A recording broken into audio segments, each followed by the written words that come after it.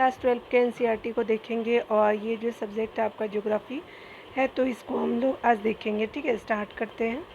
और इसमें जो है वो आपका 12 चैप्टर तक ही है, तो आज ये आपका ख़त्म हो जाएगा। ठीक है, चलिए स्टार्ट करते हैं। चैप्टर 11 को देखेंगे, आपका अंतर्राष्ट्रीय व्यापार है। तो यहाँ पे बताया जा रहा है कि कौन सही नहीं है, कथनों पे विचार करना है। यहाँ पे अंतर्राष्ट्रीय व्यापार के संदर्भ में निम्नलिखित कथनों पर विचार कीजिए। तो यहाँ पे क्या है कि दो देशों के मध्य व्यापार अंतर्देशीय आपका व्यापार कहलाता है। तो ये क्या है आपका गलत जो है वो आपका सही नहीं है, ये गलत है। अंतर्राष्ट्रीय व्यापार सभी देशों के लिए जो परस्पर सहयोग करता है, तो ये आपका सही है डी है, लेकिन आपका वन सही नहीं है, तो वन का ए सही हो जाएगा। ठीक है, याद रखेंगे। यहाँ पे बताया जा रहा है कि दो देशों के मध्य व्यापार अंतर्देशीय व्यापार नहीं बल्कि आपका जो अंतर्राष्ट्रीय व्यापार कहलाता है। अंतर्देशीय व्यापार एक देश की सीमा के अंदर राज्यों के मध्य होता है, अतः कथन एक सही नहीं है। यहाँ पे बताया जा रहा है कि चूंकि कोई भी देश जो है पूर्णतः आत्मनिर्भर नहीं है, अतः जो है वो आपका अंतर्राष्ट्रीय व्यापार सभी देशों के लिए परस्पर लाभदायक है, इसलिए आपका कथन 2 सही है। आमतौर पे अर्थ जगत में अब यह जो है माना जाता है कि आज की दुनिया में कोई भी देश अपने जो है वो आपकी पूरी तरह से आत्मनिर्भर अर्थव्यवस्था नहीं कहा जा सकता। तो आपने देख लिया। यहाँ पे बताया जा रहा है क्या कि अगर बात करें हम लोग भारत में विदेशी व्यापार में तीव्रता आपका तीव्र गति यानी तीव्र वृद्धि के संदर्भ में आपका सही कथन बताना है। तो चलिए हम लोग देखते हैं। तो पहला आपका विनिर्माण के क्षेत्र में संवेगी उठान बिल्कुल सही है। सरकार की उदार आपका नीतियाँ भी होती है। उसके अलावा जो है तीव्र वृद्धि में बाजार की विविध रूपता भी होता है। तो 1 2 का क्या हो जाएगा डी है, तो आपका तीनों सही है, तो डी ऑप्शन करेक्ट हो जाएगा। चलिए हम लोग डिटेल को कवर करते हैं। यहाँ पे बताया जा रहा है क्या कि विदेशी व्यापार में वृद्धि को भारत के वैदेशिक आपका व्यापार के मूल्य के संदर्भ में समझा जा सकता है। इस वृद्धि का बड़ा आपका कारण भारत में 1991 की आर्थिक उदारीकरण की जो है वो नीतियाँ रही हैं। उसके अलावा 1991 में बाजार की बाहरी जो है वो नीतियों के लिए खोलना विनिर्माण क्षेत्र में आपका निवेश से विदेशी आपका व्यापार में तीव्र वृद्धि देखने को मिली। ठीक है, तो आपने ये सब चीज़ों को देख लिया। चलिए हम लोग 3 नंबर प्रश्नों को देखते हैं कौन सा यहाँ पे सही नहीं है। तो चलिए हम लोग देखेंगे। यहाँ पे बताया जा रहा है कि भारत में जो है पत्नों के संबंध में विचार करना कौन सही नहीं है। तो वर्तमान में भारत के प्रमुख पत्नों की जो है संख्या 12 है, तो ये बिल्कुल सही है। छोटे व मझौले आपका पत्नों की संख्या 200 लगभग के करीब, तो 1 और 2 सही है। मुख्य पतन जिस राज्य में स्थित है वहीं जो है राज्य उनके संबंध में नीतियाँ बनाते हैं, तो गलत है। उसके अलावा बताया छोटे या मझौले पतनों के विषय में केवल केंद्र सरकार नीतियाँ बनाती है, तो ये भी आपका गलत हो जाएगा। ठीक है, तो यहाँ पे 3 और 4 जो है वो इनकरेक्ट हो जाएगा, तो सी आपका जो है बिल्कुल सही हो जाएगा। यहाँ पे बताया जा रहा है कि वर्तमान में जो है वो भारत में प्रमुख पत्तनों की संख्या 12 है, जो निम्नलिखित है। आपका जो पहला कोलकाता पत्तन, दूसरा पारादीप पत्तन, न्यू बेंगलोर पत्तन, कोचीन पतन हो जाएगा, आपका जवाहरलाल नेहरू पतन हो जाएगा, मुंबई पतन, चेन्नई पतन, मुर्मुगांव पतन, उसके अलावा बी ओ चिदम्बरम पतन यानी तूतीकोरिन वाला, दीनदयाल पतन कांडला का, विशाखापट्टनम जो है वो आपका हो जाएगा, कामराजर आपका पोर्ट लिमिटेड एन्नौर का हो जाएगा। उसके अलावा बताया जा रहा है कि छोटे व मझौले पत्तनों की जो है कुल संख्या लगभग 200 है। प्रमुख पत्तनों के संबंध में केंद्र सरकार नीतियाँ बनाती है या नियामक आपका क्रियाओं को निभाती है, अतः आपका 3 सही नहीं है। छोटे पत्तनों के लिए राज्य सरकारें नीतियाँ बनाती है एवं आक्रामक आपका नियामक क्रियाएं निभाती, इसलिए कथन 4 जो है वो सही नहीं है। 4 नंबर प्रश्न में देखिए तो कहा जा रहा है क्या, यहाँ पे बताया जा रहा है कि भारत के प्रमुख पत्तनों के संदर्भ में कौन सा विचार करना है। तो कांडला पतन जो है दीनदयाल पतन कच्छ की खाड़ी के मोहाने पे स्थित देश के पश्चिम एवं जो उत्तर पश्चिम भाग की जरूरतों को पूरा करता है, बिल्कुल सही है। कांडला पतन का जो उपयोग भारी मात्रा में पेट्रोलियम उत्पादों एवं जो उर्वरकों के लिए आपका किया जाता है, ये भी सही है। चेन्नई एक जो है प्राकृतिक जो है वो पतन है, गलत है। ठीक है, ये जो है वो प्राकृतिक पतन नहीं है, ठीक है, कृत्रिम पतन के रूप में जाना जाता है, तो आपका जो है 1 और 2 जो है करेक्ट हो जाएगा डी है।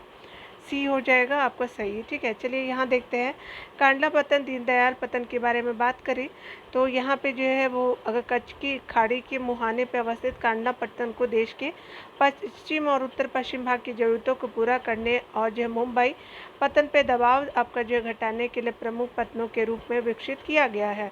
अतः आपका कथन एक सही है। कांडला पत्तन को विशेष रूप से भारी मात्रा में पेट्रोलियम उत्पादों एवं उर्वरकों की जो है वो ग्रहण करने के लिए जो है बनाया गया है। अतः 2 सही है। चेन्नई एक जो है कृत्रिम पतन है, यहाँ पे जो है 3 सही नहीं है। 5 नंबर प्रश्न में देखेंगे तो कहा जा रहा है क्या कि अगर बात करें हम लोग यहाँ पे ऑप्शन को देखेंगे, मुंबई एक कृत्रिम पतन है, जहाँ से देश के विदेशी व्यापार का अधिकांश भाग संचालित आपका किया जाता गलत है। मनमुगांव पतन जुआरी आपका नदमुख के मुहाने पर अवस्थित एक प्राकृतिक पतन है, बिल्कुल सही है। जवाहरलाल नेहरू पतन को नामा सेवा में जो है वो मुंबई पतन के अनुषंगी पतन के रूप में विकसित किया गया, तो ये भी सही हो जाएगा। तो आपका 2 और 3 जो है वो करेक्ट हो जाएगा, 1 जो है इनकरेक्ट है। तो आपका 2, 3 सही है, 1 जो है सही नहीं है। बताया जा रहा है कि मुंबई कृत्रिम पतन नहीं बल्कि एक प्राकृतिक पतन है। यह पतन भूमध्य सागरीय देशों, उत्तर अफ्रीका, उत्तरी अमेरिका तथा आपका यूरोप के देशों के सामान्य मार्ग के जो है वो निकट स्थित है, जहाँ से देश के विदेशी व्यापार का अधिकांश भाग संचालित किया जाता है, इसलिए कथन एक सही नहीं है। मुर्मुगांव पतन जुआरी नदमुख के जो मुहाने पर अवस्थित गोवा का एक प्राकृतिक बंदरगाह है। जापान को लोह अयस्क के जो है निर्यात का निपटान करने के लिए 1961 में हुए पुनः प्रतिरूपण के बाद जो है इसका आपका महत्व बढ़ा है। कोंकण रेलवे ने इस पतन के पृष्ठ प्रदेश में महत्वपूर्ण आपका विस्तार किया है। उसके अलावा बताया जा रहा है कि जवाहरलाल नेहरू पतन को नामा सेवा में मुंबई पतन के दबाव को कम करने के लिए एक अनुषंगी पतन के रूप में विकसित किया गया है। यह भारत का विशालतम कंटेनर पतन है। ठीक है, तो आपने देख लिया। 6 नंबर प्रश्नों को देखेंगे। 6 नंबर प्रश्न में कहा जा रहा है कोलकाता पतन के संदर्भ में सही बताना है। यह पतन हुगली नदी पर अवस्थित है, बिल्कुल सही है। वर्तमान में निर्यात की दृष्टि से इसका जो है उपयोग की जो है वो निम्न, बिल्कुल सही है।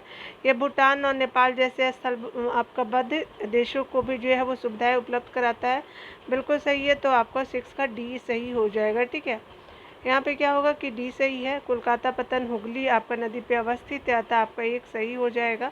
मुंबई पतन की भांति इसका विकास भी अंग्रेजों द्वारा आपका किया गया था। कोलकाता पतन में विशाखापट्टनम, पारादीप, उसके अलावा उसके अनुषंगिक पतन हल्दिया जैसे अन्य पतनों की ओर निर्यात के दिक परिवर्तन के कारण अपनी सार्थकता आपका काफ़ी हद तक खो दी है। वर्तमान में निर्यात की दृष्टि से इसका उपयोग निम्न है, आपका 2 सही ऑप्शन हो जाएगा। यह पतन भूटान और नेपाल जैसे स्थलबद्ध पड़ोसी देशों को भी जो है वो सुविधाएं उपलब्ध कराता है, इसलिए कथन 3 सही हो जाएगा। ठीक है, यहाँ पे देखिए बताया जा रहा है क्या कि अगर बात करें हम लोग सही की तो यहाँ पे हल्दिया पतन का निर्माण जो है कोलकाता पतन की संकुलता को बढ़ाने के लिए किया गया था, तो ये गलत है। पारादीप पतन कृष्ण आपका नदी डेल्टा पर स्थित है, तो गलत है। पारादीप पतन को मुख्य रूप से बड़े पैमाने पर लौह अयस्क के निर्यात के लिए विकसित आपका किया गया, बिल्कुल सही है। तो आपका 7 का बी हो जाएगा। ठीक है, यानी 3 जो ऑप्शन आपका सही हो जाएगा। चलिए आगे देखते हैं डिटेल को। हल्दिया पतन कोलकाता में 105 किलोमीटर अंदर अनुप्रवाह यानी डाउन स्ट्रीम पर स्थित है। इसका निर्माण जो है वो आपका कोलकाता पतन की संकुलता को घटाने के लिए किया गया है, न कि बढ़ाने के लिए, इसलिए आपका 1 सही नहीं है। यह जो है वो लोह अयस्क, कोयला, पेट्रोलियम उत्पाद, उसके अलावा उर्वरक, जूट एवं जूट उत्पाद, कपास और सूती आपका धागों आदि का निपटान करता है। पारादीप आपका पतन कटक से आपका 100 किलोमीटर दूर आपका जो है महानदी डेल्टा पे स्थित है, न कि आपका कृष्णा नदी पर है, इसलिए आप क्या है कि आपका कथन 2 सही नहीं है। पारादीप पतन का पोताशय सबसे गहरा है, जो आपका भारी पोतों के निपटान के लिए सर्वाधिक अनुकूल है। इसे मुख्य रूप से जो है बड़े आपके पैमाने पर लोहे अयस्क के निर्यात के लिए विकसित किया गया था, आपका 3 सही है। देखिए यहाँ पे बताया जा रहा है कि विशाखापट्टनम जो है के संदर्भ में कौन सा कथन सही है, तो यह एक भू आवर्ध आपका पतन है। इस जो है पतन का विकास लौह अयस्क, पेट्रोलियम और सामान्य नौभारों की जो है वो निपटान हेतु किया गया। तो चलिए हम लोग देख लेते हैं विशाखापट्टनम पतन के बारे में, तो दोनों आपका ऑप्शन सही हो जाएगा। ठीक है, विशाखापट्टनम जो है विशाखापत्तनम पतन जो है आंध्र प्रदेश में एक भू आवर्त पतन है, बिल्कुल सही, जिसे ठोस चट्टान और बालू को काटकर एक नहर के द्वारा जो है समुद्र से जोड़ा गया। इस पतन का विकास जो है वो लौह अयस्क पेट्रोलियम और सामान्य नौबहार के जो है निपटान हेतु विकसित किया गया है। उसके अलावा बताया जा रहा है 9 नंबर प्रश्न में कि अगर बात करें विचार करना है सही नहीं का, तो यहाँ पे क्या है, चेन्नई पतन पूर्वी तट पर स्थित एक प्राकृतिक पतन है। तो यहाँ पे क्या हो जाएगा कि आपका जो है ये गलत है। चेन्नई पतन विशाल पोत के अनुकूल है, तो ये भी सही है, गलत है। तो यहाँ पे दोनों जो है वो सही नहीं है, तो आपका सी ऑप्शन सही हो जाएगा। ठीक है, चलिए, चेन्नई पूर्वी तट पर स्थित आपका सबसे पुराने पतनों में से एक है, यह कृत्रिम पतन है। ठीक है, तो यहाँ पे क्या बोला था, प्राकृतिक नहीं कृत्रिम पतन है, इसलिए कथन एक सही नहीं है। तट के निकट उथले जल के कारण यह पतन विशाल पोतों के लिए जो अनुकूल नहीं है, इसलिए आपका कथन सही नहीं है। चलिए 10 नंबर प्रश्न में देखेंगे तो कहा जा रहा है कि तूतीकोरिन पतन VO चितमनार आपका ट्रस्ट पोर्ट ट्रस्ट एवं एन्नौर पतन के विषय में कौन सा सही है। तो यहाँ पे देखेंगे एन्नौर पतन का विकास चेन्नई पतन के दबाव को कम करने के लिए किया गया, तो बिल्कुल सही है। तूतीकोरिन जो है वो पतन को विशाखापट्टनम के अनुषंगी पतन के रूप में विकसित किया गया, तो ये गलत है। तो यहाँ पे 1 जो है ऑप्शन सही हो जाएगा। ठीक है, चलिए देख लेते हैं। एन्नौर पतन चेन्नई के उत्तर में आपका 25 किलोमीटर दूर चेन्नई पतन के दबाव को कम करने के लिए बनाया गया। ठीक है, आपका ये कथन सही है। तूतीकोरिन पतन VO जो है वो चितमनार पोर्ट ट्रस्ट का विकास है, विशाखापट्टनम आपका नहीं बल्कि चेन्नई पतन के दबाव को कम करने के लिए किया गया था। यह विभिन्न जो है प्रकार के नौभारों का निपटान करता है, जिसके अंतर्गत कोयला, नमक, खाद्यान्न आपका जो है खाद्य तेल, चीनी, रसायन तथा पेट्रोलियम उत्पाद शामिल है, इसलिए आपका 2 सही नहीं है। ठीक है, यहाँ पे देखिए भारत में अधिकतर विदेशी व्यापार किन मार्गों पर आपका संचालित होता है, तो समुद्र एवं वायु मार्गों पे होता है, तो 11 का B हो जाएगा। भारत का अधिकतर विदेशी व्यापार समुद्री और वायु मार्गों द्वारा संचालित होता है। विदेशी व्यापार का छोटा सा भाग सड़क आपका मार्ग द्वारा, उसके अलावा नेपाल, भूटान, बांग्लादेश, पाकिस्तान जैसे पड़ोसी आपका देशों के बीच संचालित होता है। ठीक है, तो आपने देख लिया। चलिए यहाँ पे देख लेते हैं डियर, आपका 12 नंबर प्रश्न में निम्नलिखित में से जो है देशों में से भारत का सबसे बड़ा व्यापार जो है बड़ा व्यापारिक साझेदार कौन है, तो अमेरिका है। ये आपका जो 12 का A बिल्कुल सही हो जाएगा। यहाँ पे बताया जा रहा है कि उपयुक्त में से जो है भारत का सबसे आपका बड़ा व्यापारिक जो है वो साझेदार संयुक्त राज्य अमेरिका है। ठीक है, चलिए आपने देख लिया। जो है वो 12 चैप्टर को देखते हैं डियर। यहाँ पे बताया जा रहा है कि भौगोलिक परिप्रेक्ष्य में चयनित कुछ मुद्दे एवं जो समस्याओं को देखेंगे, तो यहाँ सही बताना है। पर्यावरण प्रदूषण मानवीय क्रियाकलापों के अपशिष्ट उत्पाद से मुक्त द्रव्य और ऊर्जा का परिणाम है, बिल्कुल सही है। दस्त, डायरिया, आंतों के कृमि, हेपेटाइटिस, जल जनित बीमारियाँ जो है वो आपका हो जाएगा सही। क्या है, तो आपका जो 1 का C सही हो जाएगा। ठीक है, यहाँ पे बताया जा रहा है कि पर्यावरण प्रदूषण मानवीय क्रियाकलापों के अपशिष्ट उत्पादों से मुक्त द्रव्य एवं जो है ऊर्जा का परिणाम है। प्रदूषण के अनेक प्रकार है। प्रदूषकों के परिवहित एवं विस्तृत होने के माध्यम के आधार पर प्रदूषण को निम्नलिखित जो है प्रकारों में वर्गीकृत किया जाता है। ठीक है, जल प्रदूषण, वायु प्रदूषण, भू प्रदूषण, उसके अलावा ध्वनि प्रदूषण आदि। जल प्रदूषण की बात करें, संदूषित जल के उपयोग के कारण प्राय दस्त यानी डायरिया, आंतों के कृमि, हेपेटाइटिस जैसी बीमारियां होती है। विश्व स्वास्थ्य संगठन की रिपोर्ट दर्शाती है कि भारत में लगभग 1/4 जो है संचारी रोग जल जनित होती हैं। ठीक है, चलिए यहाँ पे देखेंगे हम लोग। यहाँ पे बताया जा रहा है कि कौन सा जो है कथन सही नहीं है, तो वायु प्रदूषण पे विचार करना है। वायु प्रदूषण को धूल, धुआं जैसे कुहासों, दुर्गंध और वाष्प जैसे संदूषकों की जो है वायु में आपका अभिवृत्ति एवं उस अवधि के रूप में लिया जाता है जो मनुष्य के लिए लाभदायक है, तो ये गलत हो जाएगा। यहाँ पे जो हानिकारक है ना, देखिए यहाँ पे आगे बताया जा रहा है कि नगरों में गर्मियों की बाद जो है पहली बरसात में pH का स्तर उत्तरवर्ती आपका बरसातों से सदैव अधिक होता है, तो गलत है। तो यहाँ पे क्या हो जाएगा कि आपका C ऑप्शन जो है वो सही हो जाएगा। दोनों सही नहीं है, तो यहाँ पे क्या हो जाएगा, C आपका सही हो जाएगा। ठीक है, चलिए यहाँ देखिए, यहाँ पे बताया जा रहा है कि वायु प्रदूषण को धूल, धुआं गैस हो, उसके अलावा कुहासा, दुर्गंध और वाष्प जैसे संदूषकों की वायु में अभिवृद्धि एवं उस अवधि के रूप में किया जाता है जो मनुष्य, जंतुओं और संपत्ति के लिए हानिकारक होते हैं, अतः आपका एक सही नहीं है। ऊर्जा के स्रोत के रूप में विभिन्न प्रकार के ईंधनों के प्रयोग में वृद्धि के साथ पर्यावरण में विषाक्त धुएं वाली गैसों के उत्सर्जन के परिणाम स्वरूप वायु प्रदूषित होते हैं। जीवाश्म ईंधन का दहन खनन उद्योग आपका वायु प्रदूषण के प्रमुख स्रोत है। ये प्रक्रियाएं वायु में सल्फर एवं नाइट्रोजन के oxide, hydrocarbon, carbon dioxide, carbon monoxide, सीसा तथा एस्बेस्टस का को जो है निर्मुक्त करता है। ठीक है, यानी एस्बेस्टस जो है वो निकलता है।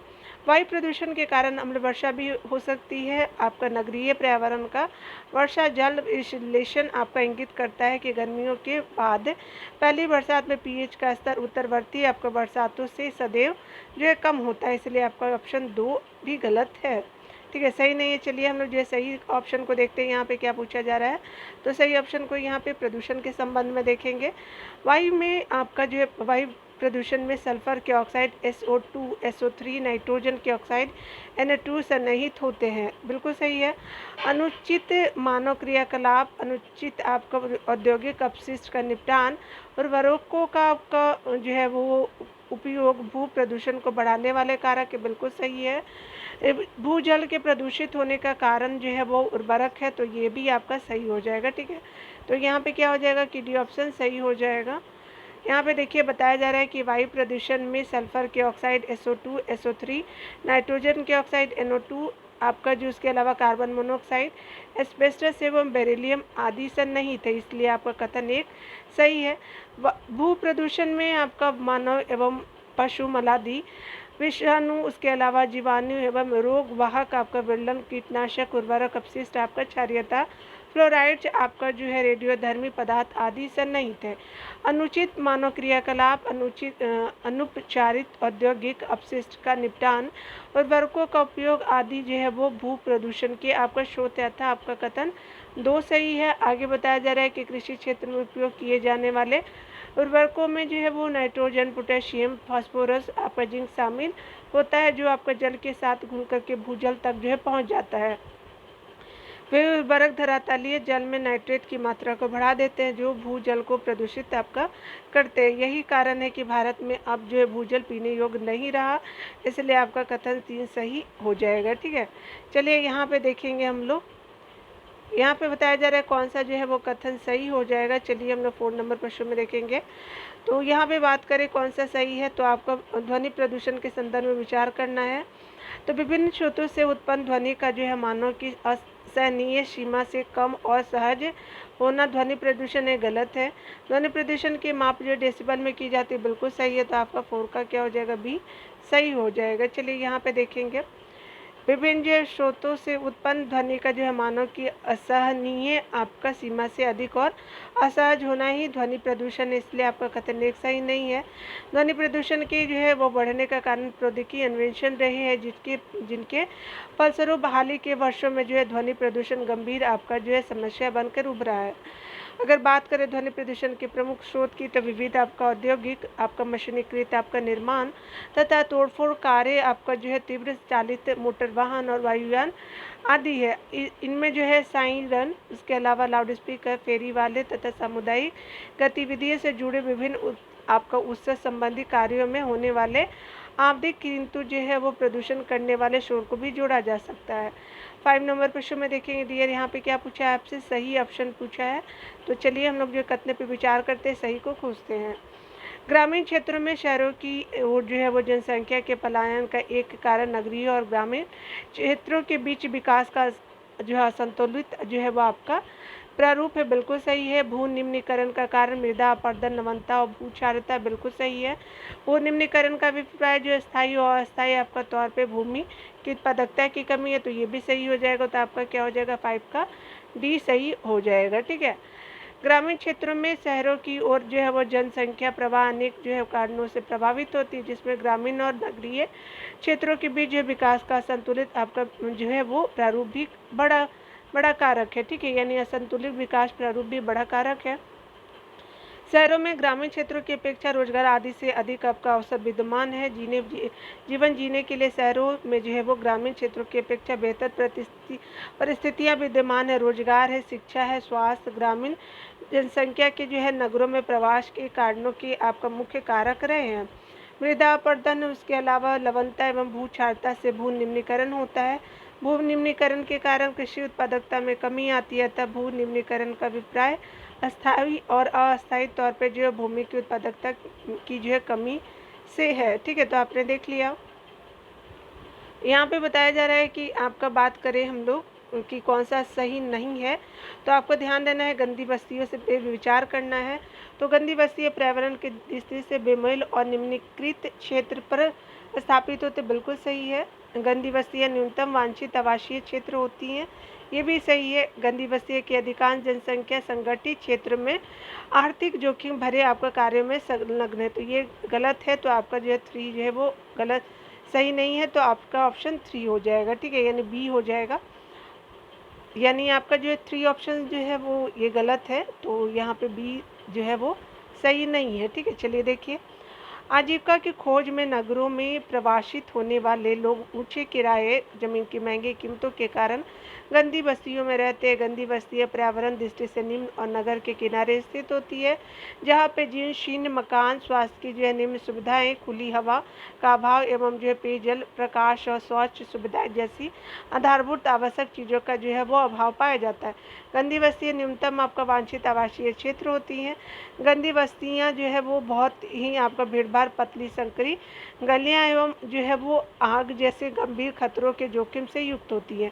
गंदी बस्तियों की अधिकांश जो है वो जनसंख्या नगरीय अर्थव्यवस्था के असंगठित क्षेत्र में कम वेतन और अधिक जोखिम भरा कार्य करते हैं, इसलिए आपका कथन 3 सही नहीं है। आगे देखिए, ग्रीन मफलर संबंधित है तो ध्वनि प्रदूषण से, तो बी हो जाएगा।